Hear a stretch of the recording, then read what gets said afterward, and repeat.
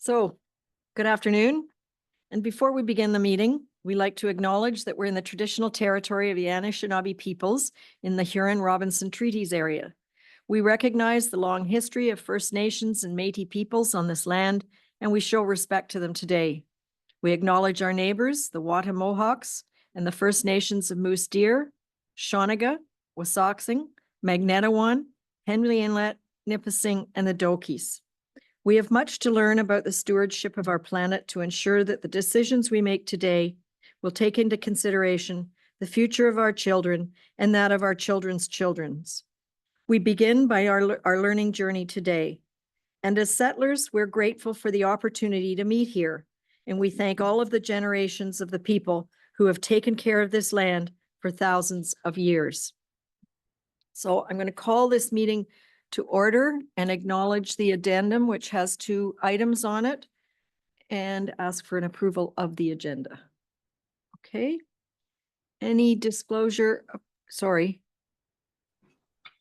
Madam Mayor. I'd like to put one item on the agenda for discussion only, not a resolution, but it's dealing with consultant reports for planning applications.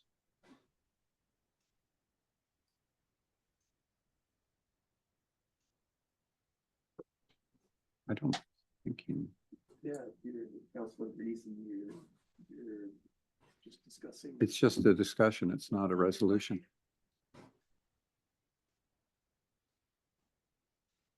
so we'll make it item 9D.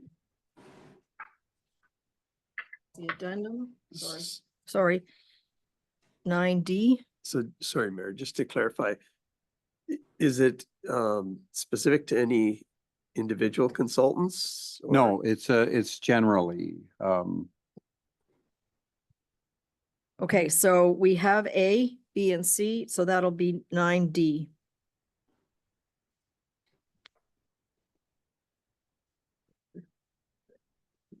Okay, and with that change, could I have the approval of the agenda? Okay, Ted, are you okay with the agenda? Yes, ma'am. Thank you. And any pecuniary interest to disclose? I see none. So we move on to have a motion that the Council of the Corporation of the Township of Seguin does hereby adopt the minutes of the regular and closed session meetings of council held on July 15th, 2024 as circulated. Could I have a mover? Ken and Greg, all in favor? Thank you. And we move on to delegations, and I believe we have our Integrity Commissioner, Suzanne Craig, joining us by Zoom. Is she there? Oh, good afternoon, Suzanne. Welcome. Good afternoon, Madam Mayor. Thank you very much, and you have the floor for your report, which all of council has the complete report in their agenda package. Awesome, thank you. Good afternoon, Your Worship and members of council. I'm pleased to submit the annual report before you that covers the period from July 2023 to July 2024.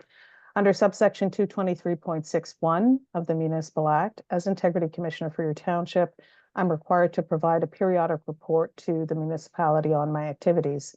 As you can see, it's a short report. It's a good report on the municipality's accountability regime. Many jurisdictions for which I'm Integrity Commissioner at this time are grappling with some very serious issues of accountability, seeking clarity on a councillor separation between adherence to the rules of decorum and respect under the code and their freedom of expression rights. Others are dealing with a member's appropriate use of social media and so much more. I'm pleased to report, however, that here at Seguin Township, I've received no serious issues of note during the reporting period for your municipality. During the period covered by this annual report, I received no formal reports and one informal report, which related to a matter dating back to 2018. I received 4 general queries from members of the public relating to the application of the code and 1 from staff. With respect to the informal matter, I advise that under the Code of Conduct for members of council, while I cannot speak to what actions were taken by the previous integrity commissioner, generally speaking, following the receipt of a formal complaint or at any time during an investigation, if an integrity commissioner determines that the matter doesn't rise to the level of a complaint or there are insufficient grounds to investigate, they will dismiss and no report is submitted. In addition, the code at Seguin Township sets out that a complaint alleging a contravention of the Municipal Conflict of Interest Act, in which a member of council did not declare a pecuniary interest in accordance with the rules of that act, must be brought forward to me no later than 6 weeks or to a court of proper jurisdiction. In fulfillment of my role in the report before you, I've provided some brief examples of some of the queries that I received. In these and other circumstances, I directed the resident to the appropriate staff person, advising that the matters were not within my jurisdiction. Generally speaking, the Integrity Commissioner is responsible for providing advice and education to members of council, complaint investigation and resolution. This is done to maintain, as you know, high ethical standards for your township. I try to ensure that when I speak to members of the public, I advise them that if there are any questions that they have about my role, certainly they can pose them, but my role is prescribed by statute. So I tell them what I can do and what I can't do, and I point them to where in your township with your staff, they may be able to resolve their issue.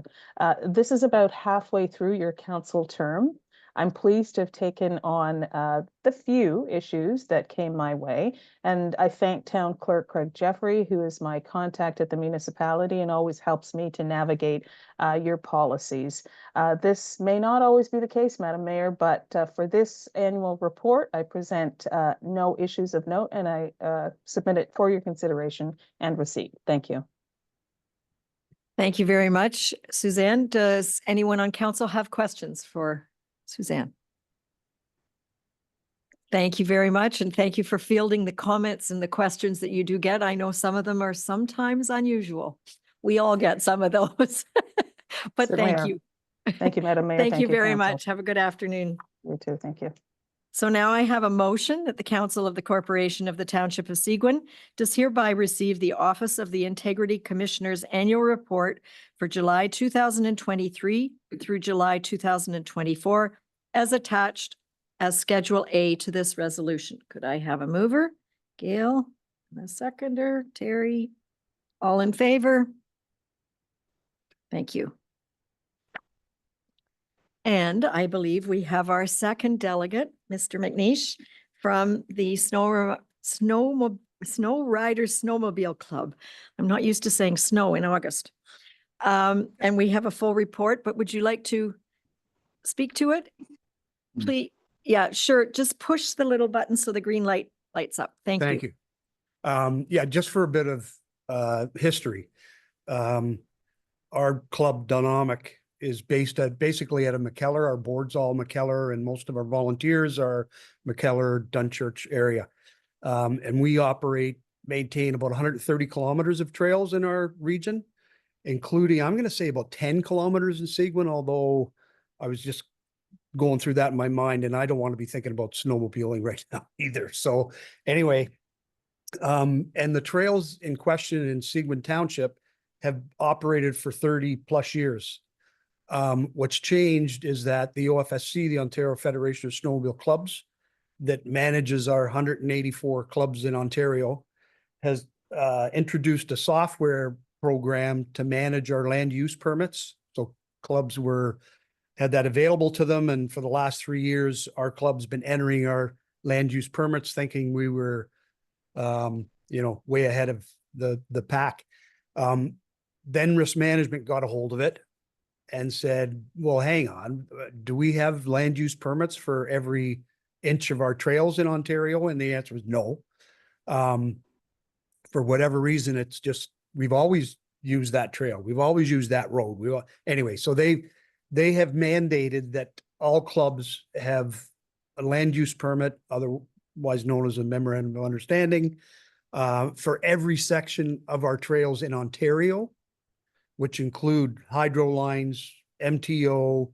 It's just beyond reasonable. But anyway, And that includes, in our case, about 99 different pieces of land that we cross in the townships.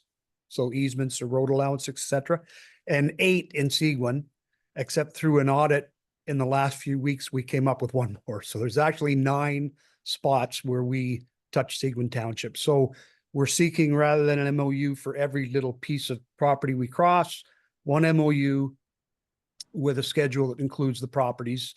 I know that the South Seguin Snowmobile Club may not have approached you yet, but they have 44 or more that they know of. And then through the audit, I'm sure they're going to find a few more. So anyway, that's the history. And that's what we're seeking from Seguin. Thank you very much. Does council have any questions? Oh, I'm assuming as a clerk, you've kind of reviewed where we're headed on this? So the request was circulated to Community Services, Public Works and Planning, and they had no comments, concerns. So I have a motion that bylaw number 2024-079, being a bylaw to authorize the execution of a memorandum of understanding, prescribes snowmobile trail land use permission between the Dynamic Snow Riders Snowmobile Club and the Corporation of the Township of Seguin, is hereby deemed to have been read a first, second, and third time and passed by council. Could I have a mover? Reagan Mario. And all in favor. Thank you. So that's carried. You have your MOU. Thank you very much.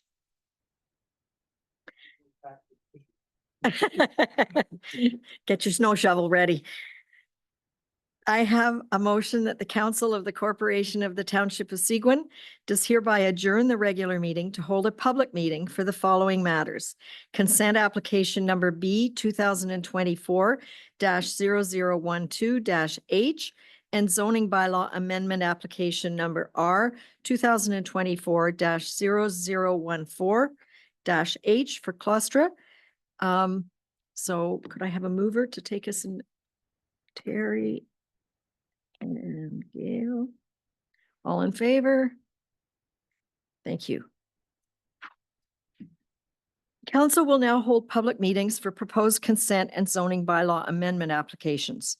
In accordance with the Planning Act, council will consider all matters placed before it prior to granting a consent or passing a zoning bylaw. Anyone wishing to receive notice of the passing of a zoning bylaw amendment and who has not submitted such a request in writing should provide your full name and address to the clerk. No one other than the prescribed persons may appeal an application under the provisions of the Planning Act. If they do not make oral submissions at a public meeting or make written submissions to the Council of the Corporation of the Township of Seguin prior to the decision of council, then the Ontario Land Tribunal may dismiss the appeal. The purpose of consent application number B 2024-0012-H for Clustra is to create one new rural residential lot. The purpose of zoning bylaw amendment application number R 2024-0014-H, again for Clustra, is to rezone the proposed severed lot to ensure compliance with the zoning bylaw. I now ask the clerk to state the method by which the notice of the meeting was provided and the dates on which that notice was provided. Notice of the public meeting was provided by posting the property on June 13th, posting on the Township of Seguin's website, and by regular mail on June 21st, 2024. Notice was therefore considered to be provided in accordance with requirements of the Planning Act. Has the township received any correspondence with respect to these applications? No correspondence has been received. Is there anyone present in person in the council chambers who wishes to speak in favor of or in opposition to these applications? You're here to answer any questions? Okay. Has anybody registered to speak via electronic? No one has registered to speak to these applications by electronic participation. And does council have any questions? There is a comprehensive staff report in the agenda package. Mhm. Nope. Thank you. Council will now close the public meeting and reconvene to the regular meeting. This is where it's official. So I have a motion that the public meeting held for the following matters is hereby closed and the regular meeting is hereby reconvened. I have a motion. Mario and Greg, all in favor? Thank you. So I have two pieces to this. I have a motion that the Council of the Corporation of the Township of Seguin does hereby grant provisional approval to consent application number B 2024-0012-H for Claustra, subject to the conditions set out in the decision. I have a mover, Terry and Mario, all in favor? Thank you. And then the second part of this as a motion that bylaw number 2024-074, being a bylaw to amend Township of Seguin zoning bylaw number 2006-125, property roll number 4903-010-004-05201, application number R 2024-0014-H for Claustra is hereby deemed to have been read a first, second, and third time and passed by council. I have a mover, Ken, and seconded, Mario. All in favor? Thank you very much. You have your 2 lots and new zoning. Thank you. I'm going to post, done the decision. Okay. So we move on to item number 7, which is strategic planning and the budget discussions. You received on July 29th the preliminary budget assumptions. And I see Michelle on the screen. And I also believe we have Craig Reith from the Finance Committee. So Michelle, do you want to take us through what we received? And it's also in your agenda package. Yes, thank you very much, Madam Mayor. This is our kickoff for the 2025 budget season. I have to tell you, this is my 20th budget for Seguin Township, and I think it's probably going to be one of our most challenging. You have the assumptions. You'll have seen a lot of these assumptions before. They're the ones that we use fairly regularly. We start with last year's capital budget and we build on it. As people review the projects, as council gives us direction on priorities and projects. Some of the basic assumptions are what CPI is, 2.7 right now in Canada for June, 3.0 in Ontario. We aren't expecting any significant cuts to our OMPF for 2025. We haven't been notified of anything significant there. Some of the costs that we're going to be looking at, 1% COLA for the current complement of staff will cost approximately $50,000. Implementation of the compensation review in 2025 will cost approximately $140,000. The external levies, we usually look at the external levies going up by 2 to 4%. We have been notified that the OPP have ratified a new contract with their staff that we expect will probably put that levy up more than 2%. The MPAC reassessment has been put off again for another year. I would really like to see that done sooner rather than later, but MPAC's going to put us off again for another year. The asset management plan, last year we put a 1.5% tax rate transfer into that new capital reserve. That same amount for 2025 will be approximately $231,000.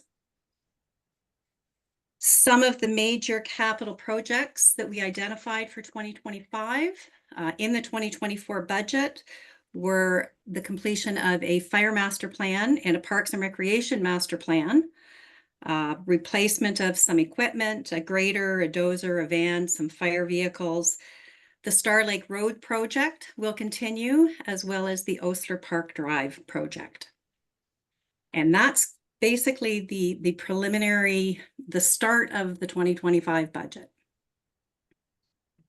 Does anybody have any questions for Michelle before we go over to Craig Reith from the Finance Committee? No, it's a long list and it's a big list. So I think it will be a challenge. Craig, are you there? Is he? Hmm. Craig, can you hear me?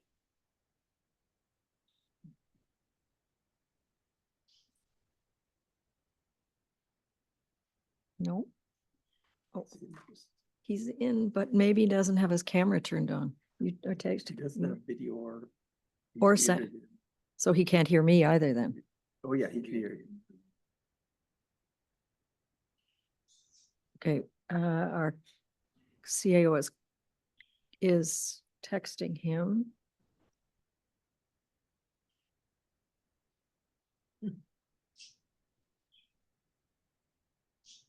On the phone.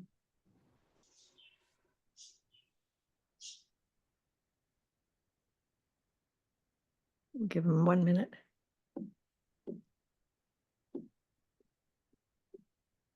Says he can't unmute or get video. So Maybe ask him. just to- sign to out. Sign out and rejoin. Maybe that I don't know. We're gonna give him 1 minute to sign out and sign back in.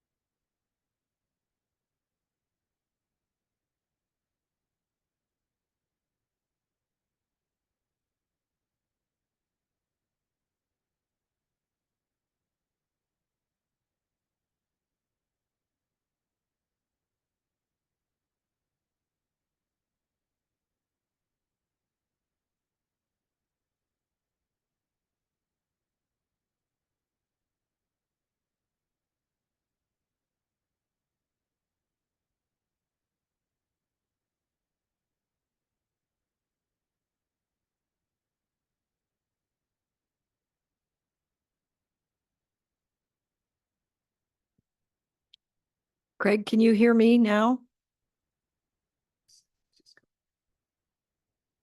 He's at the bottom there. See if we can. There's a little.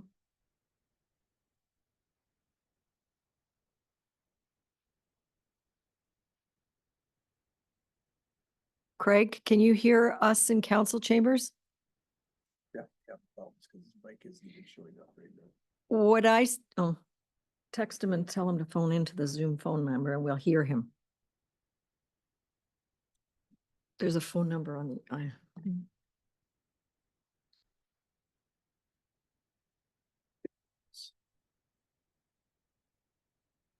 yeah, these, and then he needs the meeting ID and the passcode.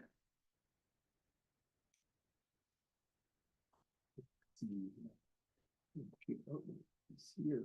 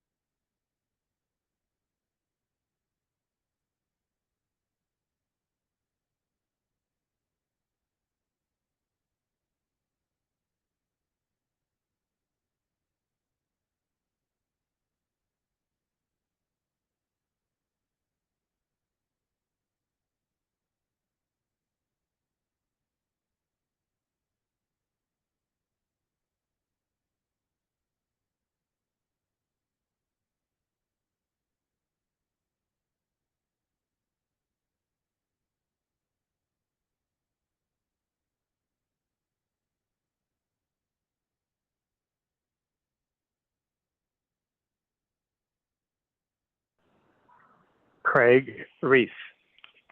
Join the meeting. Hi, Craig. We can now hear you. Can you hear us? Yes, can you hear me? Yes, we can hear you now. We can't see you, but we can hear you. Can you hear us? I can hear you. Do you have two devices possibly going? Because we're hearing an Oh. echo. I suggest you just use your telephone. Does he signed out of everything now? Phone number's gone. Which was him. He signed it the wrong one. No, he can't hear me either, right? No, because he's not. He's not there. But the other one is still there. Probably disconnected the wrong one. What do we do? Just give him a sec. He'll probably try again.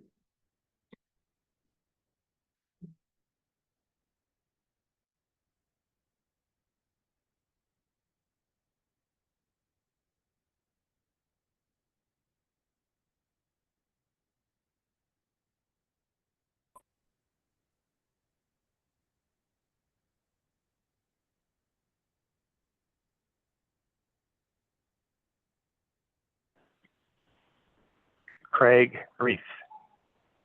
Join the meeting. Show off that I got it. Okay. Okay, Craig, we can hear you now. Can you hear us? I can hear you. Perfect. So we're missing your wonderful face, but we'd love to hear your comments and report. All right, I apologize. I have no idea why I'm being muted. I can't unmute or unvideo here, so I apologize for this. No problem. Go ahead. You have the floor. All right. All right, thank you. So thank you, Your Worship and Council, for allowing the Finance Committee to share our recommendations for the 2025 budget target setting. Also, thank you to Jason for his time attending all of our Finance Committee meetings and for his input. We have the following comments and recommendations regarding the 2025 budget. Number one, as we recommended for the 2024 budget this time last year, we recommend that Council consider the 2025 tax rate as two buckets. The first bucket of which is a budget increase in the range of 2 to 2.5%. And we figure that reflects the Canadian CPI that has been declining and is forecast to decline over the next 12 to 18 months. And we hasten to say that we have not yet been privy to the budgeted numbers that are forecast for next year, and therefore that 2 to 2.5% range will obviously change as your numbers get solidified.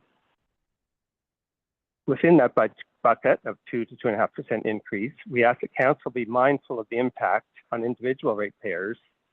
Seguin's tax rate has increased by approximately 13% over the last 2 years in 2023 and 2024, and that's excluding provincial education tax component.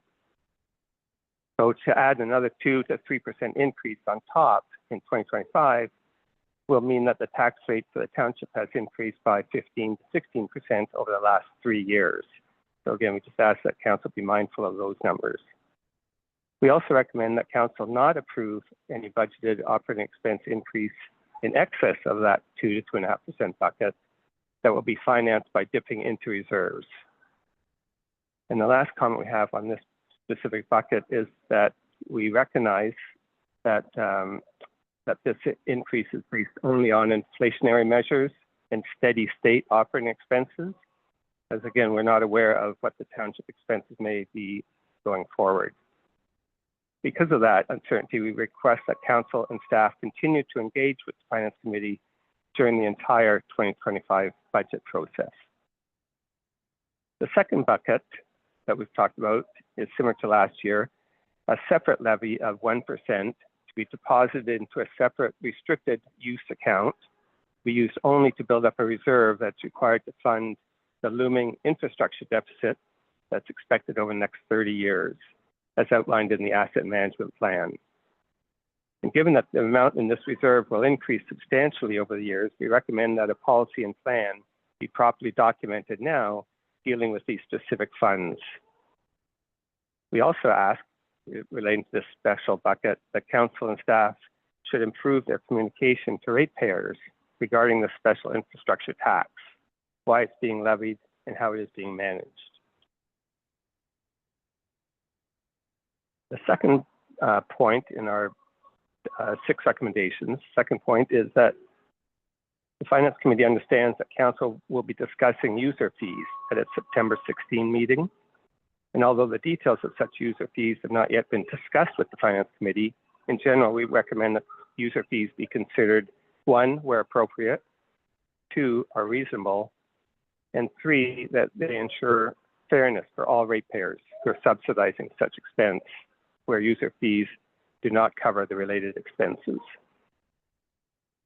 Our third recommendation is that any operating surplus that may be realized in 2024 and or in 2025 due to actual inflation being less than budgeted inflation be effectively refunded to ratepayers by applying that surplus to the following year's budget instead of simply transferring that surplus to reserves.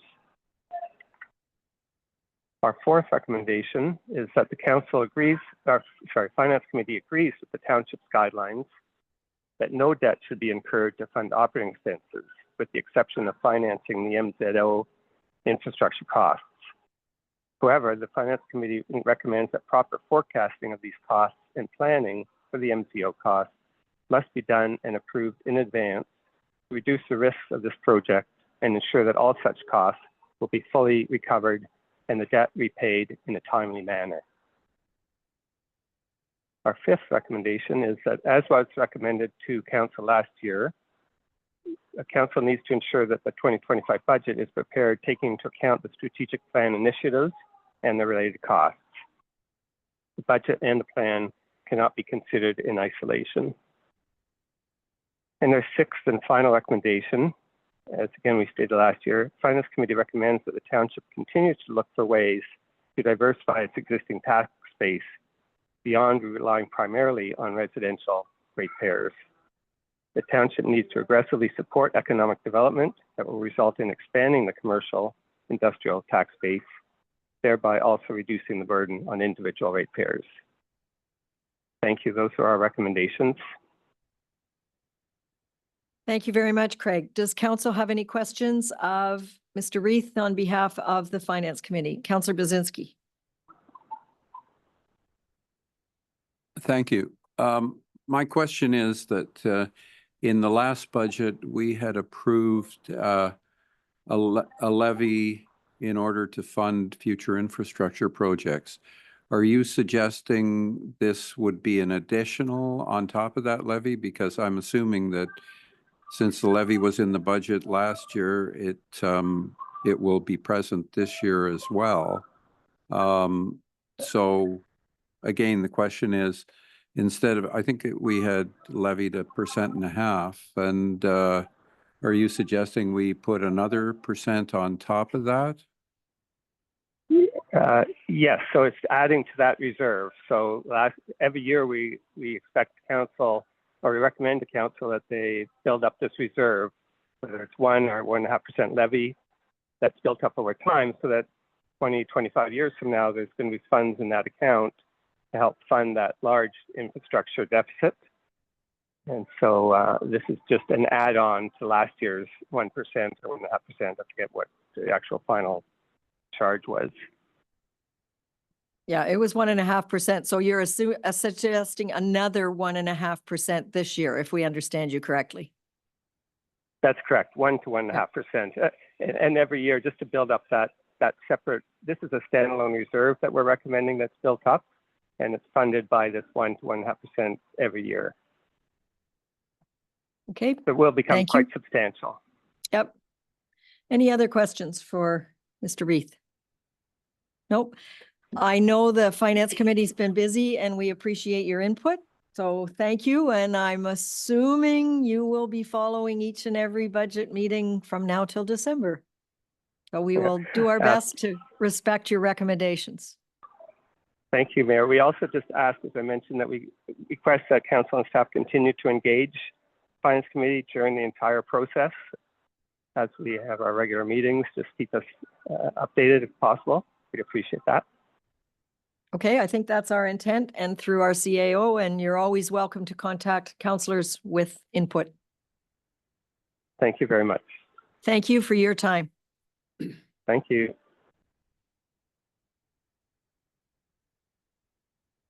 Okay, so we move to, sorry. Oh, sorry. Sorry, Your Worship. I'm just wondering if we could hear from council members if they had any inputs as we work towards establishing the framework for this upcoming budget. We would like to hear if there's any priorities or any suggestions from members of council before we move on to the next agenda item. Councillor Getty. Thank you, Madam Mayor. It's actually coming up in the next staff report, but I'll put it on the table now from a budget consideration point of view. Not to jump Fire Chief Carroll's report, which I thought was excellent. I will jump that part of it. But one of the concerns that I had is that, and I realized that there's a number of impact factors affecting the staffing levels of the firefighters that we have. But the difference between 2019 and 2024, we've dropped from 69 members to 44, which is approximately 36%. And in Station 40, in fact, is the hardest hit. We have a drop of 56%.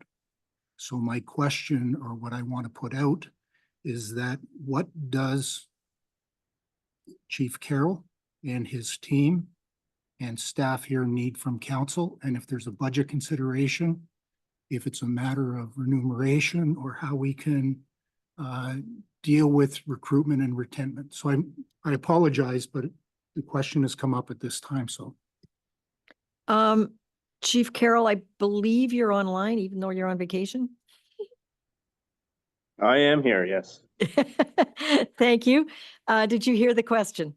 I did. And the numbers are a little bit skewed. Through COVID and my starting as chief, you typically see that sort of stuff. There was a number of firefighters who were on the roster but weren't active for years, and it was never really dealt with. And when I came in, I cleaned that up. So that's why you see a huge decrease in numbers from 2019 to the current numbers. We have had some pretty successful recruitment over the last 3 years. I believe we're up to around 19 hired over the last 3 years. So we do a recruitment drive annually, and I anticipate to continue seeing those numbers for the next few. I don't think the honorarium's a real concern for the volunteer firefighters. Most of them do this they do it for free, I'd imagine, if that's what it was. So yeah, we're going to focus a lot on hiring. Recruitment and retention is a big issue for us. And we're going to continue to improve our staffing. We do have a few stations that numbers are low, hard to hire in for the Christie station. Just the community itself doesn't support huge numbers at the fire service, but there is some interest. So I know I already have probably 2 or 3 names to go into the recruitment drive for next year out of Christie. So there is a light at the end of the tunnel. Thank you. I think Councillor Getty has a follow-up, but can I just ask, therefore, that the number drop is not because of budget? Is that what you're saying? It's because it of is not because of budget. No, I think we would be okay with our current honorarium level of budget that we were presenting. Okay, go ahead, Councillor Getty. Thank you, Madam Mayor. And Chief, I didn't want, just because of the timing of starting the budget process, it's not a question. Didn't want to lose an opportunity or the timing, because it's something that we should be addressing now and getting in front of. And the other concern, when I saw the staffing numbers, is certainly nothing to do with the response and the work of your team, but the demands that are put upon them. I want to make sure that you have the resources that you require and to keep them healthy. That was the reason why I asked. Thank you. Yep. Thank you. Any other questions on Counselor Bazinski. Well, it's partly a question and partly a comment. And as you know, I'm not in favor of significant increases in taxes. So when I look at the recommendation, you know, the percent or 1.5% to be put into reserve, in addition to the 1.5% we already have, is a good idea because we're in a major infrastructure deficit situation. However, you know, in some of the rural areas in the township, there are people that are just hanging on. And quite frankly, I have a hard time rationalizing, you know, an extra 1.5% for the reserve if we can't take it from somewhere else. So I would really like that you know, the departments look at what their operating costs are and do their best to trim their budgets where possible or feasible, so that we can keep the tax increases low for our ratepayers. That's my main concern and what I'll be looking for when I review the budget.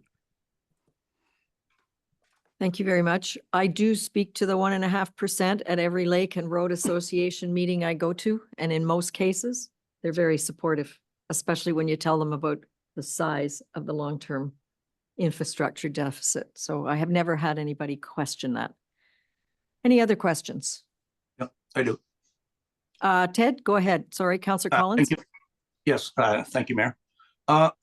So under these basic assumptions and inputs, is this written in stone at this point, or will there be further discussions at our next meeting? I know this is a preliminary budget and assumption, so is there going to be other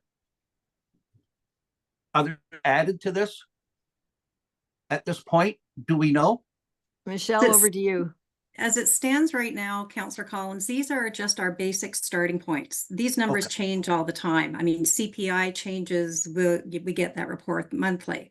Once we start seeing the external levies come in, we'll see how that's going to affect. So these assumptions, they're a basic starting point, but they change constantly throughout the budget process. Okay. Yes, thank you, Michelle.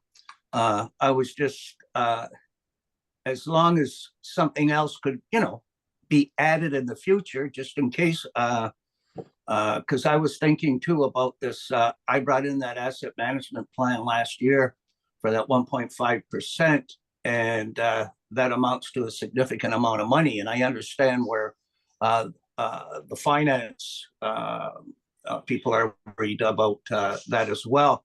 But that's, if we put another 1.5 into that, that's another $250,000 on top of that. So we'd be looking at moving ahead at $500,000 every year. Isn't that right? That's correct. Yeah, $500,000. Okay.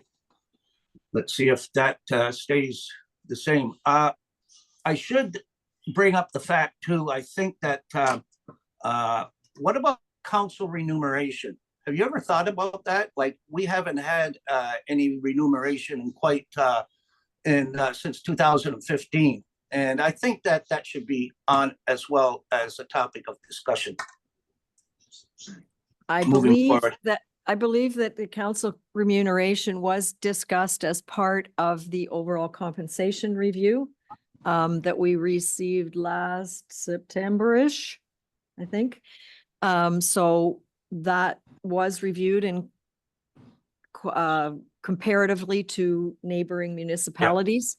It was part of the overall review at that point in time. And I believe we're standing with both staff and council to those recommendations that were in that, but I'll turn that over to the CAO. Thank you, Your Worship. If council wishes to have a discussion about council remuneration, we're happy to facilitate that discussion. That's what we're here to take your direction on this. I just wanted to back up and just add on to Michelle's comments regarding and around your question, Councillor Collins. This is the first day of the discussion about the 2025 budget.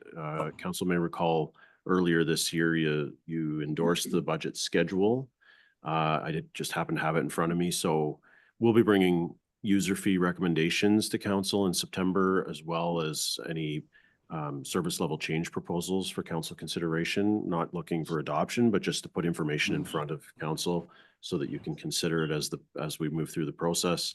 There'll be discussion in October around cost of living, and in November, we'll bring the full package to council for consideration. So there'll be lots of opportunities for input. And of course, myself, Michelle, and the rest of the senior management team are here to answer questions, take your feedback, consider any strategic initiatives that you'd like to see advanced that perhaps are not in motion just yet. We're here at your disposal to assist in however we can. We're just a phone call away. Thank you for. Yeah, I guess thank the you. question is to the balance of council if they want to add a council review of compensation. No. Councillor Collins is suggesting we need it. Are any other people want to have that added to the ongoing discussion? We have 2 yes, 3. So we have 4. Okay, so we have 4 councillors asking for a review of their compensation. I would propose that no review of the mayor's compensation happen.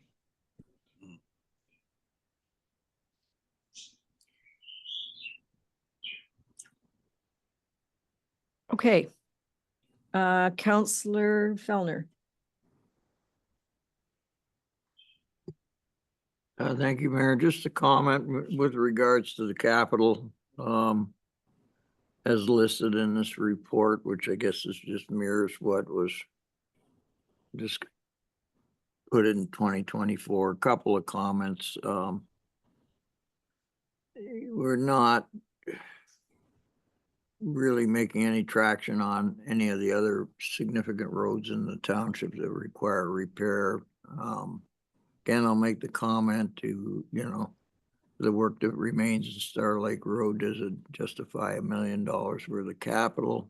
And could that capital be used somewhere more beneficially to rebuild some of the poorer roads? There's a couple roads in that ward that are really in very poor shape. And the other thing is on the equipment purchases, just because we in the past bought a certain size or type of equipment, does it really behoove us to keep on with that? I know we purchased a new grader within the last couple of years, and I think it was a 14 class grader, which are probably about $600,000. So I would assume that this is what this $625,000 grader is. I would suggest that Public Works look at the feasibility of perhaps buying a smaller one. That might be more suitable to some of the smaller roads in the township. 14 series grader is a pretty big grader. And as well with the purchase of the bulldozer as well. I would like to see more capital devoted to some of the poor roads in this township as soon as we possibly can. Councillor Adams. Because we have that deficit this spring because of the roads being in rough shape, should we not allow like an emergency fund of some sort in this new budget for? I know there is an emergency budget, at least I think there is. But should we not add to that so we don't get caught like that again in the budget? It's a fair question. I think it's something we're basically, by saying that, you're asking staff to look at that. So fair enough. I forget what it's called. I think it's called a severe weather budget or something.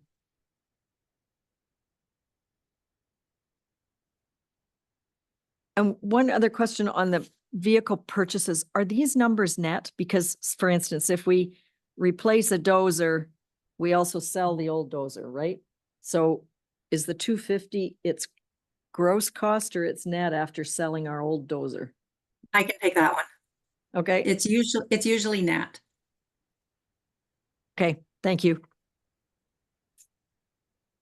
Councillor Bazinski. In terms of the roads budget, do we have any opportunity to capitalize on federal or provincial grant funding, which would offset some of the costs? And how does that work, Michelle? Are you always on the lookout for that type of funding? Right now, we have a significant amount of funding for our roads capital. We have the NORDS funding, which is covering Oster Park Drive and Stanley House Drive, I believe. We have OCIF funding from the province. That's been covering a lot of Bridge 27, I believe, was mainly 100% grant. We also have our CCBF funding, our former gas tax funding. A lot of that has gone into Star Lake Road. So a lot of the capital is being funded by external grants. Councillor Finson. Now, I'm not sure if this is the place or the time to say it, but so I don't forget, I would like to see some funding for the community hall. I know we have a donation for the community hall, but I see nothing from the township in the budget for the maintenance and the infrastructure for the community hall. And I do believe that there should be some, it's going to cost a lot more than we have. We will raise a lot of money. The community is really good at that. But I do believe there should be something in there from the township to show that this major project means a lot to us all. Thank you. Got it on your list. Okay, thank you. As we've said, this is the beginning of a long process, and input is welcome throughout. I think it's the earlier the input, the better. Go ahead. I can't, thank you, Worship. I can't reiterate that point enough, that while this is the first sort of council discussion about the budget, the team here has been already deep into it and working very diligently to start preparing for 2025. Your input is invaluable to this exercise, so we need to hear from you. If you have thoughts, please call us, email us, pop in, schedule a meeting. We are here to ensure that we capture your priorities, your initiatives, your savings opportunities, whatever's on your mind. We want to hear from you. And again, the sooner the better. That schedule I walked you through, when we present that full package in November, our intent would be at that point that we've collected all the feedback from everybody. We've been able to work the numbers. Michelle works her magic, and then it's just the final review. So we would hope not to be putting additions into December as we're working towards a budget approval. So please feel free to put your thinking caps on. Reach out to any one of us. We're here to support you and your wards, your constituents in any way, shape, or form, and your strategic objectives are really the important pieces that we want to make sure we understand we have in action, or we are putting into action on your behalf. Thank you, Worship. Thank you. Thank you, Michelle, and all the staff that put the numbers into Jason and Michelle. So I have a motion that the Council of the Corporation of the Township of Seguin does hereby receive the staff reports as presented on the agenda for August 6, 2024 meeting of council. Gail? And a seconder, Greg. All in favor? Okay.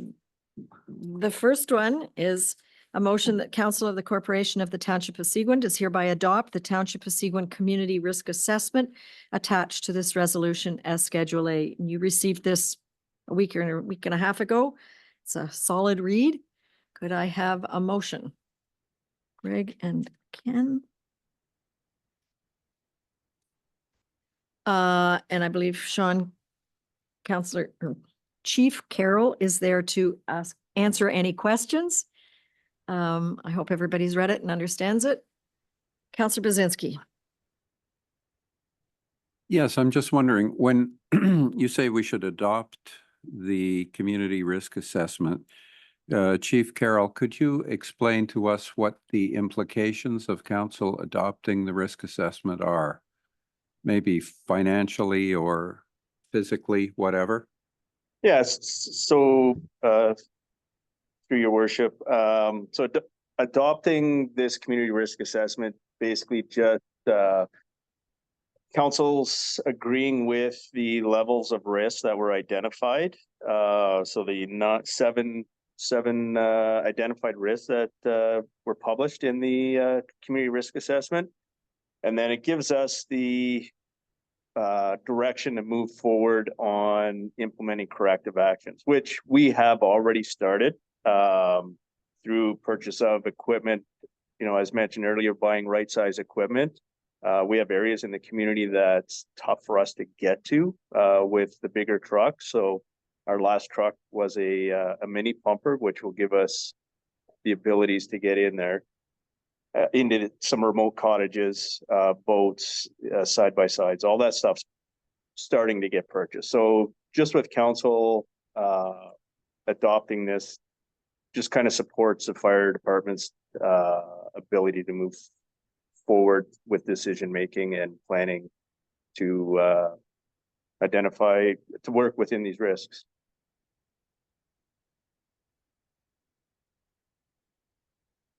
If I could just follow up to that, and the report was very good. How does this risk assessment work with the overall area emergency plan? So this is separate from the emergency plan. So we conduct our HIRA with our emergency management program. This is specifically for the fire department. So if you're looking through the stats, it's our responses over the last 5 years and the trends that we've identified through calls that we're going to. So it just helps the fire service to ensure we have the right equipment in place and we're training our staff in the right direction to meet our risks for the fire service. There was only one thing I saw when I read the report that you might want to consider, and that is the battery storage plant, which is down on Sandust Lane. I know at one point there was an alarm set off, and this is in the previous term, I think, of council. The alarm went off and ran for a couple of days, and the residents there were quite concerned. And I mentioned at that time to staff that, you know, because a battery storage facility is a little different in terms of fire suppression, that had the owner of that facility provided any specialized training to the fire department, and if not, at the very least, it took them 2 days to respond to questions and concerns. And there was something about not, you know, that it could be hazardous. So that's something you may want to look into and find out who's responsible for the facility and what the protocol is in dealing with that. Thank you. Yep. So it is identified through the fire service. Staff have been through the facility and we are well aware of it. Unfortunately, with that alarm going off, we were never dispatched out. So we didn't have a response to it.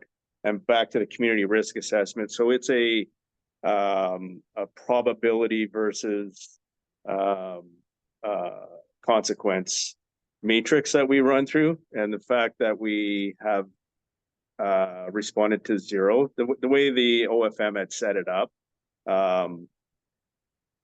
it kind of tied our hands. So I had included the staffing in there because it didn't meet the criteria the OFM had set up, but I wanted to make sure everybody is aware. Yes, we do have I wouldn't call it a staffing crisis, but there is an issue with our staffing, and we have lost a lot of staff due to certification and just changeover, and COVID affected it, but we are building back up. But I wanted to make sure council was aware there is an issue there. Thank you. Anybody else? We have a motion on the table to adopt it. It is a legislative requirement under the Ontario Fire Marshals. So all in favor? Thank you. Thanks, Sean. Enjoy your vacation. Although, oh, no, you're I still think I have here. one more, yes. You're here. You're number B. I have a motion that bylaw number 2024-078, being a bylaw to establish and regulate a fire department within the Township of Seguin and to repeal bylaw number 2002-55 is hereby deemed to have been read a first, second, and third time and passed by council. Could I have somebody put it on the table? Ken? Gail? Is there any discussion on this that you want to add, Chief Carroll? Again, this just goes back to, I believe it was in late 2022, when the province had us identify the level of service we were going to provide in order to lead into the certification. So as the old ENR bylaw was from 2002, it required an update. So this is just the updated version to meet the service we're providing currently. Any questions for Councillor or for Chief Carroll? All in favor?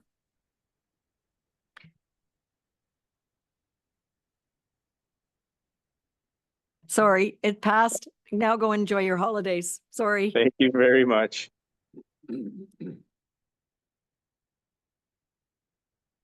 Okay, now I have a motion that bylaw number 2024-075, being a bylaw to amend Township of Seguin zoning bylaw number 2006-125, property roll number 4903-030-007-02610, application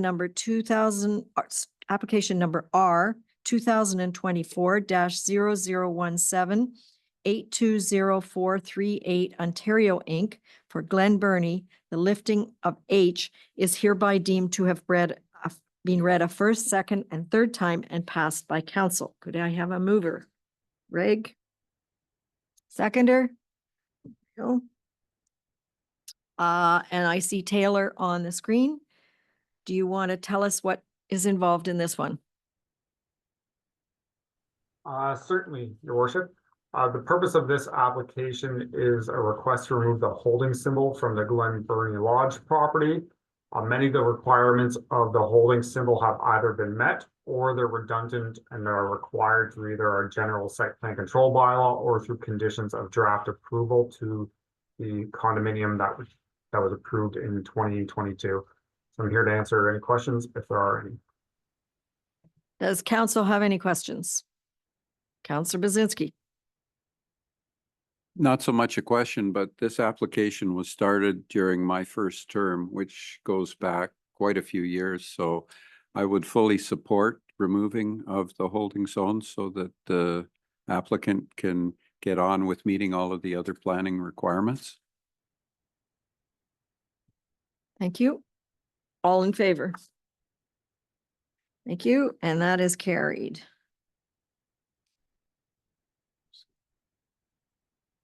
Oh, and Brady. So I have, let me just get to the right place. I have a motion that Council of the Corporation of the Township of Seguin does hereby grant provisional approval to consent application numbers B 2024-0008-H and B 2024-0009-H for Pitaway and Sundarani, subject to the conditions set out in the decisions. Could I have a motion to put it on the table? Gail? And a seconder? Craig? And I'm going to ask Brady to give us a little bit of background here. Yes, thank you. So the purpose of the consent applications is to permit two boundary adjustments along the shared lot line between 25 and 31 Veronica Jean Lane.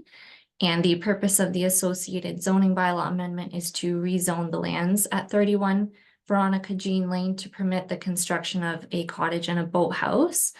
Following the public meeting, the applicants revised the proposed severance plan to increase the area of lands proposed to be added to 31 Veronica Jean Lane, and adjustments were made to the roof overhangs and the size of the decks to reduce the proposed building coverage. Now, Ryan Allen, the agent for the application from Landscape, is also here to highlight the changes and to answer any questions that council may have. Is Mr. Allen on? He's coming. Okay. Mr. Allen is here. I'm a black screen. Can you hear me? We can hear you, but we cannot see you. My camera is turned on. Would you like to proceed in absence of my face? Sure. If you can tell us the summary of the changes, that would be great. Council does have the full staff report as part of their agenda package. Thank you very much. And I will apologize to your clerk for the last meeting as I showed up with a presentation that created some confusion. I will not create that confusion today. I have nothing to share other than a bit of an update. Further to Ms. Debs, the original application had a lot coverage of 9.3% within 60 meters and 8% over the entire lot. At the public meeting, we presented a revised application that brought the coverage down to 9% within 60 meters, 7.8% over the entire lot. And since the public meeting, we've since revised the application again, one, to reduce the coverage of the buildings and overhangs, as well to increase the lot area of the lot addition. So we're now at 8.6% within 60 meters of the shoreline, whereas we started at 9.3%. And the coverage over the entire lot area is at 7.3%. The maximum coverage is 7. We've reduced the overhangs on the boathouse, on the dwelling, the dock. Specifically too, we're proposing to prohibit the 1.5-story boathouse that's located on this property as part of this bylaw. And because the boathouse and dwelling use up all of the available coverage, there will be no potential to have a sleeping cabin on this lot. And the last point that I would mention is we provided a formal copy of the report from Crystal Wind Environmental Services that reviewed the tree clearing that occurred on the lot, as well as the environmental buffer that was recommended by the Riverstone report in 2013 when the lot was created. And that report concluded that there was no impacts to fish habitat or to the 20-meter shoreline buffer. I look forward to council supporting these applications as recommended by staff. We have no concerns with the recommendations or the conditions. I'd be happy to answer any questions you have. Sorry for the technical issue, although I just realized, here I am. Thank you very much. And I'd be happy to answer any questions you have. Yeah, technology is great when it works. So Councillor Fellner has the first question. Thank you. Thank you, sir. As usual, very, very nice presentation, but I do have a couple of questions for you. So you mentioned that you decreased the floor area of the decks, the covered decks, and the building from the previous meeting, from what you showed us in the previous meeting. What was that decrease in square meters? Thank you. Through you, Madam Mayor. The decrease is 667 square feet. 667. And was that primarily in the habitable space or in the covered deck? There was no decrease to the footprint of the interior of the building. The changes were to the overhangs and the decks, as well as the boathouse. Right. So you decrease the overhangs in the boathouse. The problem here, of course, is that this building is visible from 3 sides. Like it just doesn't impact the shoreline from one side, from 3 sides. We have another project in this ward where the applicant was given permission to encroach into the 20-meter zone with a covered overhang, and it really is very, very evident, and you know, it's obviously it's a significant massing on the shoreline. I probably can live with the parts of the main building that encroach into the 20-meter zone, but I'm not all that comfortable with the amount of covered deck that encroaches and the amount it encroaches. And I think it's going to result in significant massing on the shoreline from the water, and wonder if there's anything that your client would do to sort of correct that. Thank you, through you, Madam Mayor. Would you like me to respond, or would you like me to wait to hear? No, all you of go the ahead and comments? respond. No, you respond.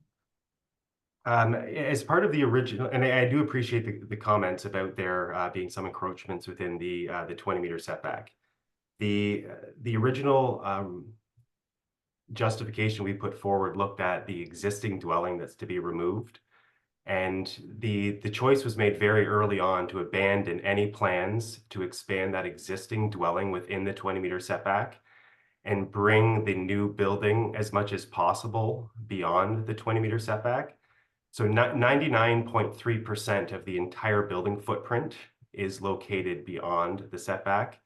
And in addition to that, the majority of the overhangs and the decks are also beyond the setback. There are kind of 3 small encroachment areas where there is some reductions of setbacks. But I would say that as a result of those setbacks, no trees are required to be removed. We'll be entering into a site plan agreement that will attach the tree inventory plan, which includes detailed GPS location of every tree on the site in addition to its health and its size. Revegetation plan can be considered as a condition as well to help improve that buffer, to help limit the visual appearance of the property. For my opinion, whether the lot is developed at 7% or at 8.6%, there will be some visual impact. And I think that the issue is we're trying to mitigate that as much as possible. I think the plan in front of you does that. It could be enhanced by providing some additional plantings and some revegetation within that, within the open areas to try to eliminate some of the appearance. And we would be happy if the township was willing to advance this application to enter into those conditions to help beef up that existing buffer. Thank you very much. And am I correct in understanding that you've moved from a 1.5-story boathouse to a 1-story boathouse with no living quarters? Correct. And the bylaw will specifically prohibit the 1.5-story boathouse. Okay, thank you. Any other questions? Okay, we have a motion on the table. All in favor? 1, 2, 3. Ted, okay, and that's carried. Thank you. And the second part of this is that I have a motion that bylaw number 2024-076, being a bylaw to amend the Township of Seguin zoning bylaw number 2006-125, property roll number 4903-010-002-13650, application number R 2024-0013-H for Pitaway is hereby deemed to have been read a first, second, and third time and passed by council. Can I have a mover? Ken, and a seconder, Mario. All in favor? Gail, you in favor? Okay, Ted, you okay with that? Okay, thank you. Come on. Okay, I have a motion that bylaw number 2024-064, being a bylaw to amend the Township of Seguin zoning bylaw number 2006-125, property roll number 4903-030-011-01400, application number R 2022-0018-F for Marvell Limited is hereby deemed to have been read a first, second, and third time and passed by council. And I remind you that we deferred this on July 2nd And it is back, and I believe we have Taylor to speak to this. Taylor, over to you. Thank you, Madam Mayor. The bylaw has been brought back and it is clarified that a 10-meter setback applies to all residentially zoned properties. I highlighted them in red on the second page of the report, so it was clear. The previous bylaw only applied to one of the two properties of the 10-meter setback. So this provides better protection and it ensures that vegetation and buffering will occur at the site plan control stage. Thank you very much. Any question? Councillor Bazinski. So Taylor, could you please confirm for me, because I did get correspondence from one adjacent property owner who was concerned about what was going to happen. Could you confirm that there will be site plan control and that the township will ensure that the requirements as you've previously set out will be carried through? Through you, Madam Mayor, that is correct. So on page 252 of the council agenda, if the public would like to see, column 6 shows all the studies and plans that need to be implemented. It includes our vegetation planting schedule, a stormwater management report. It notes that the entrance driveways have to be paved to avoid any sedimentation onto the roadway. Also requires dark sky friendly lighting. And additionally, we've made a requirement for a wooden privacy fence adjacent to the residential unit. And it can be chain link elsewhere just to more than ensure that there's adequate buffering and screening to the sensitive land uses and the proposed commercial use. Thank you. Any further questions? All in favor? Thank you. And that is carried. You want today's date on this, right? August 6th, 2024. Okay, Taylor's still on the hot seat. I have a motion that Council of the Corporation of the Township of Seguin does hereby direct staff to proceed with an official plan amendment as per the recommendation of staff report number PL 2024-091, direction report for updated rural severance policies, municipally initiated, copy attached as Schedule A to this resolution. Could I have a motion to put this on the table? Yeah. And a seconder, Ken. And Taylor, I'll ask you to summarize a little bit. I think the staff report's pretty comprehensive, but Thank you, Madam Mayor. This is just the initial stages of requesting direction to explore removing arbitrary caps in our official plan. Our official plan limits how many lots can be created from a parcel which has existed since 2007. My understanding, and from what I've been able to uncover, is that this policy is a result from MMAH modifications that occurred around 2011, 2010. In this day and age, there's a new PPS. There's been 2 new PPSs since this policy was enacted, and there is a bit more flexibility. The proposal likely wouldn't go to just deleting these policies, but it would seek to find some type of compromise where if we're giving on this, we also ensure that there is responsible rural development still occurring. Councillor Finson. If this new bylaw is passed, I'm wondering, will that still leave protections on big lots that are outside of the settlement area that, what I'm asking is, will it limit people from building in the middle of nowhere with however many lots that they want? Can they chop off lots forever? Is there a limit? Is there anything that will say you can do it this many times, but you can't put 49 or 59 houses on that lot just because it's a big one? Will it protect us from having things pop up where we don't want them? Through you, Madam Mayor. There would be limits done by acreage and frontage is what I'm envisioning of how it could unfold as well. And I've noted in the staff report, some areas that will remain as is. So if it's within 300 meters of a lake, the backlot policies would apply, and I'm not suggesting we amend those whatsoever. If a new subdivision is proposed, that would not be changing as a result of this. So this would just be rural lot creation that exists on roads that are publicly owned today. If someone wanted a new subdivision that requires roads, that's a whole separate conversation.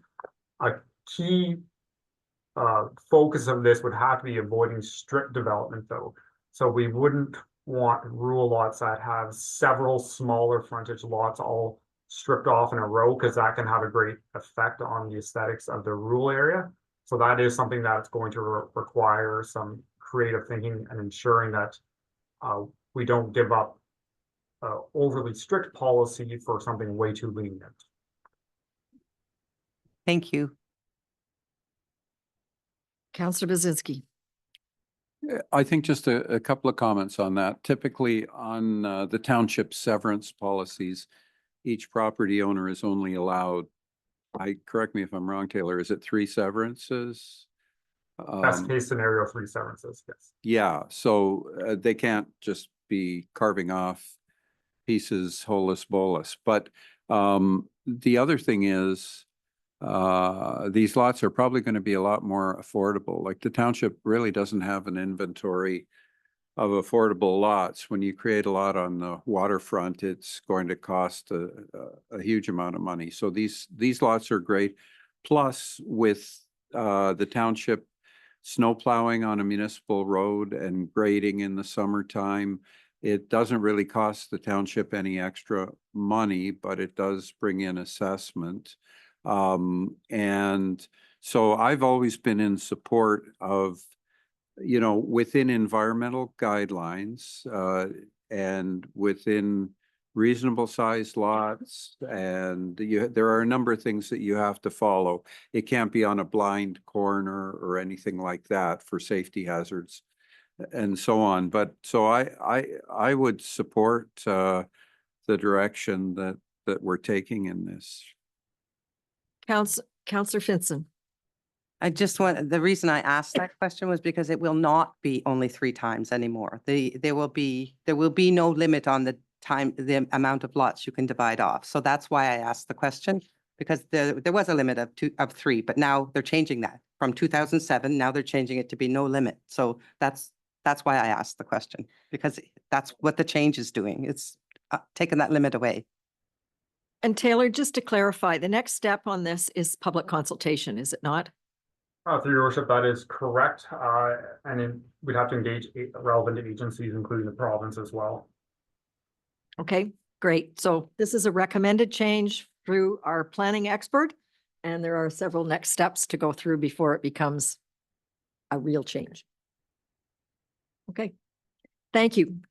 We have a motion on the table to direct staff to proceed to the official plan amendment according to these guidelines. All in favor? Thank you.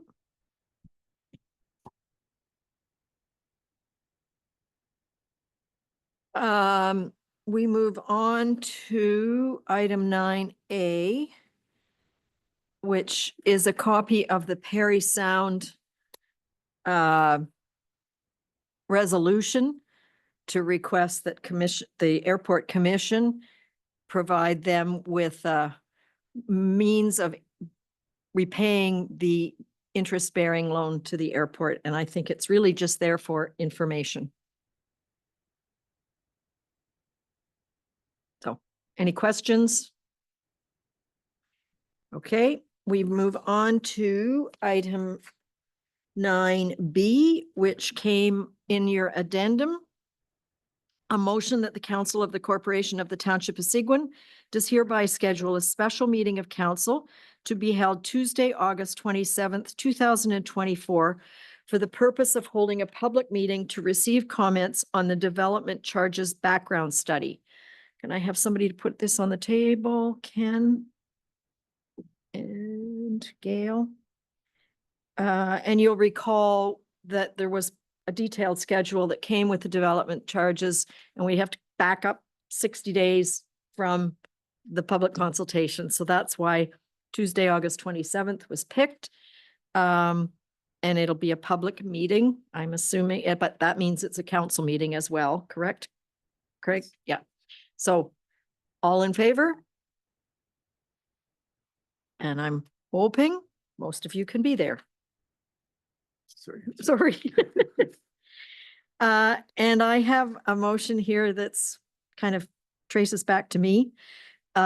Whereas on May 13th, 2024, council passed a resolution number 2024-138, adopting the Township of Seguin 2025 budget schedule, as well as scheduling a special meeting of council for 2:30 p.m. on Monday, December 16th, 2024, for the consideration of the approval in principle of the Township of Seguin 2025 operating capital budgets. And whereas council desires to change the date of the special meeting scheduled for December 16th, 2024, albeit the mayor who asked this. Therefore, be it resolved that the council of the corporation of the Township of Seguin does hereby amend the Township of Seguin 2025 budget schedule to amend item 6 so that council will approve township operating and capital budgets in principle and reschedule the special meeting of council to be held at 2:30 p.m. on Monday, December 9th, 2024. Could I have somebody put this on the table? I don't think I can. Seconder? Thanks, Ken. And I point out that reflecting the schedule that Jason pulled up, you will have seen all the parts of this on November 18th. And I'm asking that we comment, do everything right after that, and then on the 9th of December, be in a position to approve the entire budget. Does anybody have any questions, comments? All in favor? Great, thank you. So working with that, we will have a little earlier budget.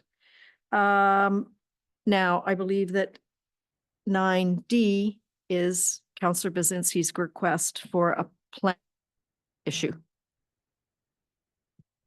Thank you, Your Mayor. And I'm glad Taylor's on the line. I did want to contact you, Taylor, but unfortunately, I had grandchildren up over the weekend and it was very stressful and I didn't get back to you. Anyway, I'm not asking for a resolution at this meeting. I'm asking for consideration. When I was on council my first term, the way we handled planning applications was that the applicant sourced a consultant and the consultant worked with the applicant and prepared a report which council reviewed. If the public and or council weren't totally satisfied with the report, then we organized a peer review, and that's the way it worked for many years, and I think it still does work that way in many municipalities.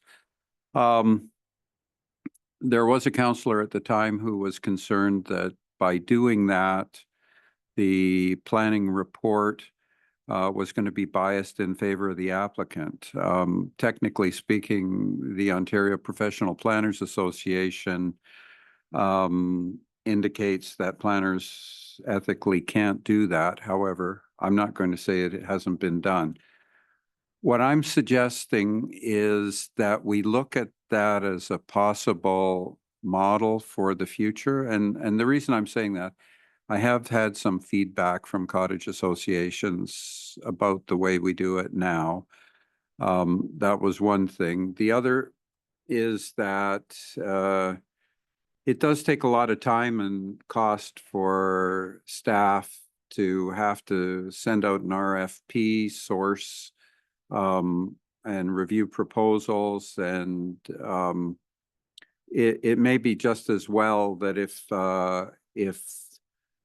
planning staff through council or the public feel that the peer review is necessary, then the peer review can be clearly shown to be a review of an applicant's report, which I've had feedback on that it was when a peer review is done now, it's a peer review of, although it's it's paid for by the applicant. It seems to be council's.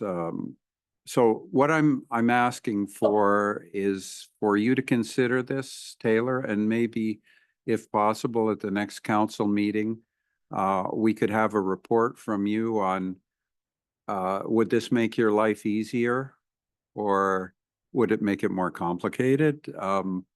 Whatever, but that way, I know that in the past it's been difficult to get enough people, you know, bidding on doing a report for an applicant working through council, so, or working through the township.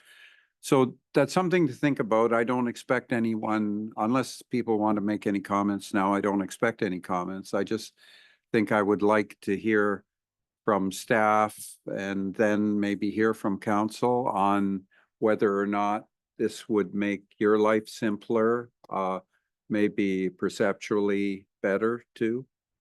That's all. Thank you.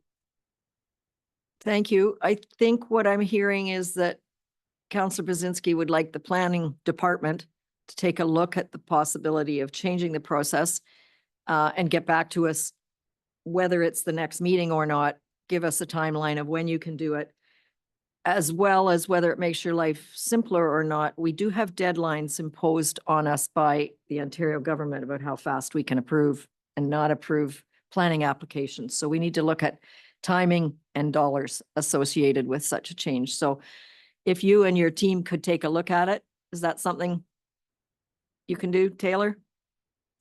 Through Madam Mayor, certainly we can. It might not be for the next meeting, but we'll do our best. And it could just be a short written report, but more of a verbal presentation. I can respond to some of it right now, but it'd probably be better to take the time and think about it a bit more holistically.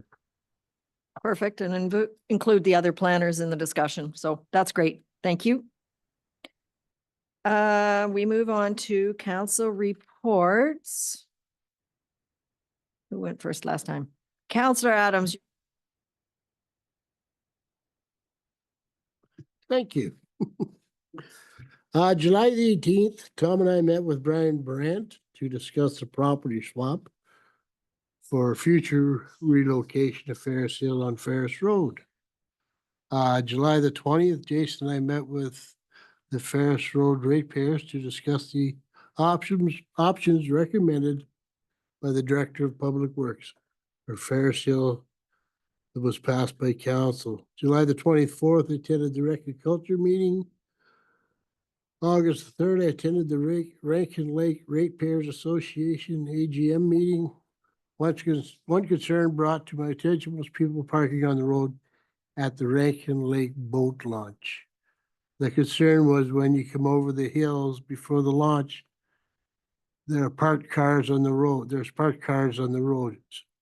Suggestion was to install no parking signs on the road at the launch area. This becomes a safety issue, so I agreed we need to do something. I would like to say to Taylor that I do apologize for the last meeting. I didn't complete my comment and I think it was misunderstood. So I do apologize to Taylor for that. Thank you. Thank you. Councillor Bazinski. Thank you. On the 20th, I attended the Salmon Lake Ratepayers Annual General Meeting, and it was well attended, and they actually had a couple of people from Clear Lake there as well. So they're discussing whether or not to combine associations. There were a couple of items. One item was the speed of travel on Blue Lake Road. And people are saying it's primarily contractors that are doing it, and don't know what we can do about that, but that was brought up.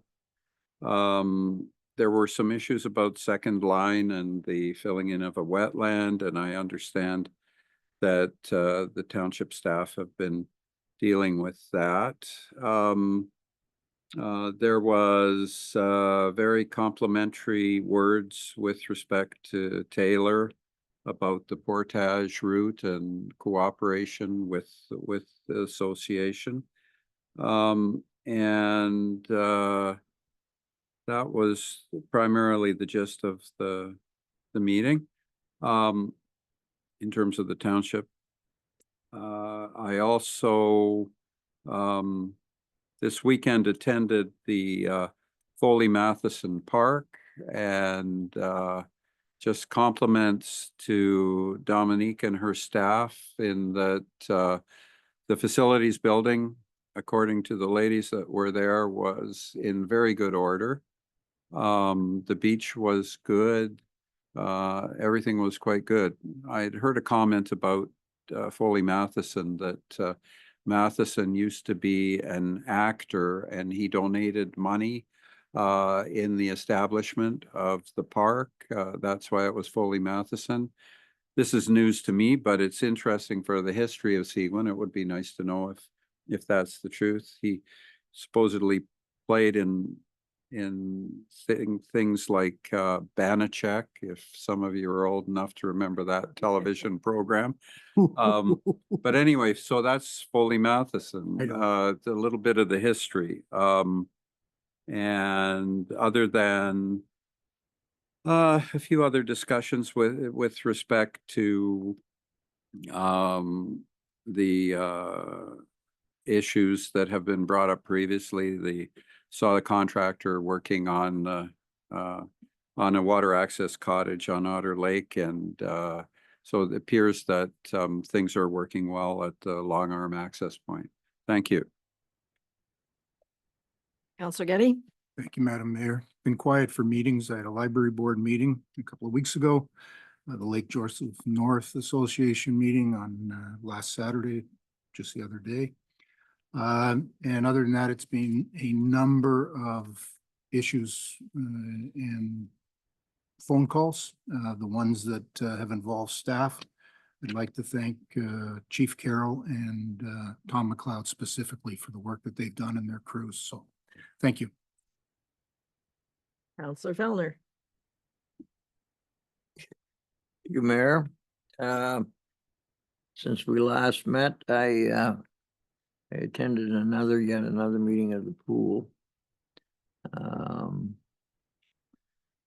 But things are moving along at a good clip, and I think the general contractor is expected to start no later than the 1st of September on the site, which should be great. I also attended the North Lake Joe meeting last weekend, the annual meeting. It was very well attended. Some interest in our new site alteration bylaw and what it meant and how it applies and that. And it was, I think, pretty favorably received. Other than that, not much to report. Councillor Collins, where have you been? Thank you, Mayor. July the 18th, I had a board meeting with the District of Parry Sound Municipal Association in Magnetawan. We came up with a draft agenda for the fall September 27th meeting in Point of Barrow at the Point of Barrow Community Center. We have already confirmed speakers like Danny Whalen from Phenom, Mark Wilson, Maroma, the Kenador College Housing Task Force with Rod Ward and Dave Gray. And we are waiting for confirmation from our MP and MPP and possibly the Minister of Housing and Transportation. It used to be Mr. Chow. It's now Natalia Dova. Anyways, and then I had a meeting. Jason and I actually had a meeting with the Maple Lake Petitioners Committee with the Camp George, and this is ongoing, and hopefully prior to the 2025 season, we'll already meet up with them and hopefully come to an agreement. Thank And you. lots of calls from pertaining to cottage rentals and roads and you name it, fires, campfires, you name it. So anyways, thank you. Councillor Vincent. On July 20th, I attended the Lake Russell North Association social. There was very good food and a lot of really nice people there. It was really well attended. On July 24th, I had a recreation committee meeting and we discussed a murder mystery night that they're having. Their plans are well underway. Also, we discussed a New Year's Eve party, I think in Christie, in Orville. I'm not sure. It hasn't been finalized yet. So that is still in discussions. I also met with Lake Russell North Association regarding Cameron's Bay. I've had many, many calls about sewage and septic and bathrooms and I've been kind of watching the chatter on Facebook, and there's been some a little bit of negativity about the market, the parking in driveways, and I think there's things that can be done to help mitigate those. I think there's like common sense things we could do to help that. But nobody called me about it. I just saw that there was some angst out there and I thought maybe I would address it just because I heard that it was happening. Nobody really called me to ask about it. And other than that, yeah, lots of communication I've had. My text is going a little crazy, but very good couple of weeks. Thank you. Thanks very much. July 16th, you will recall that Jason and I appeared before Perry Sound Council. We're waiting some answers. July 18th, I attended the Muskoka Lakes Association Annual General Meeting at Windermere House. It was very well attended, and all of the municipalities that are part of basically the District of Muskoka plus us were there. One of the big issues for any of you that boat on the Muskoka Lakes are the docks at Port Sandfield. They're a disaster. They're dangerous. They're falling apart. They are a federal asset. And even though the merchants in Sandfield are prepared to put new tops on, the feds won't let them. So it's a nightmare. July 20th, Gail mentioned the Lake Rosso North gathering. It was held at Rosso Lake College, which is also a member of the Lake Rosso North Association, and it was lovely, with the exception of all the people from Cameron Bay that kind of attacked Gail and I at the social. July 21st was the Kanakwa Swim in Georgian Bay, which the fundraisers for the pool help with in order to raise money.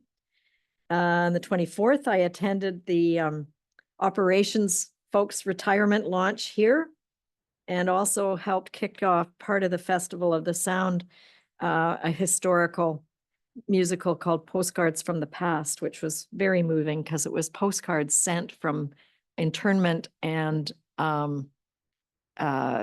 prisoner of war camps and the music associated that had been written in those camps. So it was really quite moving. July 25th, Jason and I and Neil from the airport met with our Member of Parliament, Scott Aitchison, about extending the length of our contract to enable border services to provide ongoing services at the airport so people can fly from other countries direct to Parry Sound without landing at another airport. All those, we had that during COVID. All of that was stopped throughout Canada except for 4 airports. We've got it temporarily and we want it permanently. So it makes a big difference to someone who charters a plane that can fly, say, from New York or Bermuda. We had one a couple of weeks ago. They can land directly at Parry Sound and clear customs in Parry Sound without stopping at Toronto. Tom and I met on the 25th with the regional supervisor of Fowler to talk about a possible contribution to the recreation center, and it's going up the line at Fowler. 27th, we had the Little Lake Joe Association gathering, And on the 31st, the special meeting of the Recreation Center that Councillor Fellner made. And then on the 3rd, which was last Saturday, the Lake Joe North Association AGM at Gordon Bay. And they asked for handouts. So I collected them, and as did Councillor Getty with the nursing station, to advise people. I discovered what I think is one of the most meaningful handouts that this township has ever done, and it's done by Melissa in planning. And it's a graphic of what you can and can't do on every single kind of lot. And I would suggest, if whoever's listening from planning, Melissa, send it to every counselor. It's a drawing of a potential lot. Do you know what I'm talking about? It's fantastic, and we couldn't give enough of them out at the Lake Joe North meeting. So it's congratulations to Melissa and whoever else put yellow and pink areas on it. It's very explanatory. So it's been a busy couple weeks, and it will continue this weekend with, this is the 100th anniversary, this coming weekend, the 150th anniversary of the general store, as well as the Otter Lake Ratepayers Association Social and the Rosso North Association, Lake Rosso North Association AGM. They're all, and the library sale, they're all on Saturday.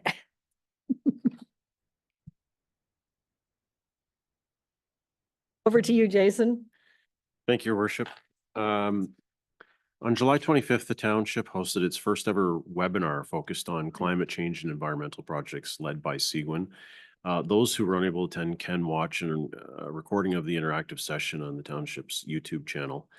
By all accounts, very well received and a great presentation by staff. Is it there now? It's there, it's live. Yep, I think you can go to it on the YouTube channel now. The township continues to encourage residents to participate in 2 active surveys, one to assess township communications and engagement, and the second to inform decisions related to programming and ice time at the Humphrey Community Center. Both surveys are available online at letsconnectseguin.ca and are also available in paper form at the municipal office and township libraries. Just a reminder, the Rosso Memorial Hall is turning 100 this August.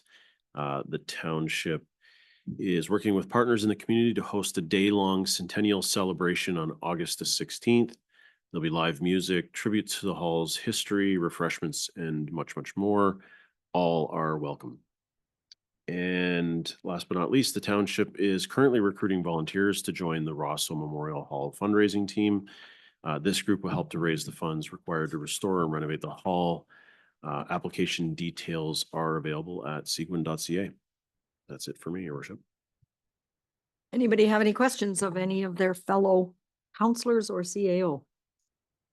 I don't know about you, but this summer's going by very quickly, more than halfway past. So when you're busy, it goes by. So I have a motion that the Council of the Corporation of the Township of Seguin does hereby receive the board and committee minutes and agendas and the correspondence as presented on the agenda for the August 6, 2024 meeting of council. Ken and Greg. All in favor? Morning, Ted. I have a motion that the Council of the Corporation of the Township of Seguin does hereby proceed to a closed meeting at 4:18 p.m. in order to address matters pertaining to personal matters about a identifiable individual, including municipal or local board employees. That's related to human resources, litigation or potential litigation, including matters before administrative tribunals, and that's related to the Phil bylaw contravention at 58 Broken Trail, and advice that is subject to solicitor-client privilege, including communications necessary for that purpose for the same topic, and a proposed or pending acquisition or disposition of land by the municipality, and that's related to a proposed land acquisition. Could I have a motion to go to closed? Terry and Git. All in favor? And that's carried.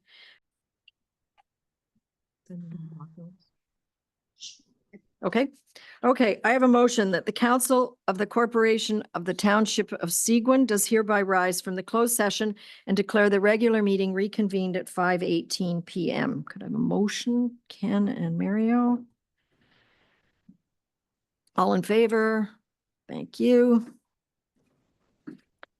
And I have a motion that effective August 6th, 2024, the Council of the Corporation of the Township of Seguin does hereby rescind Seguin Council Resolution number 2021-254, a resolution adopting the Seguin Township COVID-19 mandatory vaccination policy. Can I have a mover, Gail and Terry?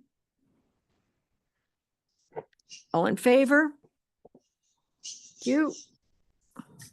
And, oops, sorry.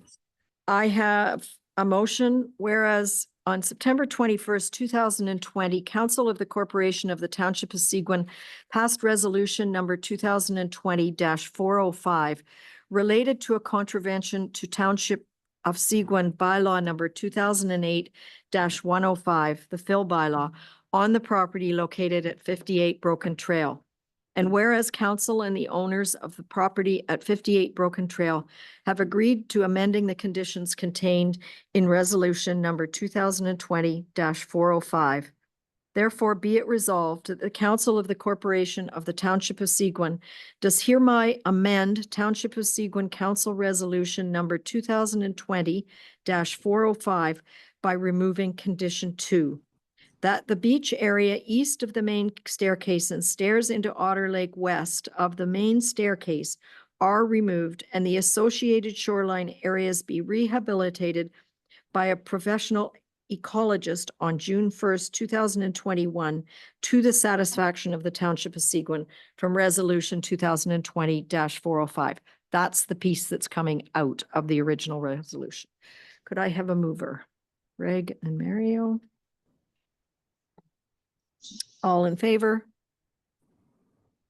And that's carried. I have a motion that bylaw number 2024-077, being a bylaw to confirm the proceedings of meetings of council, is hereby deemed to have been read a first, second, and third time and passed by council. Ken? Terry? All in favor?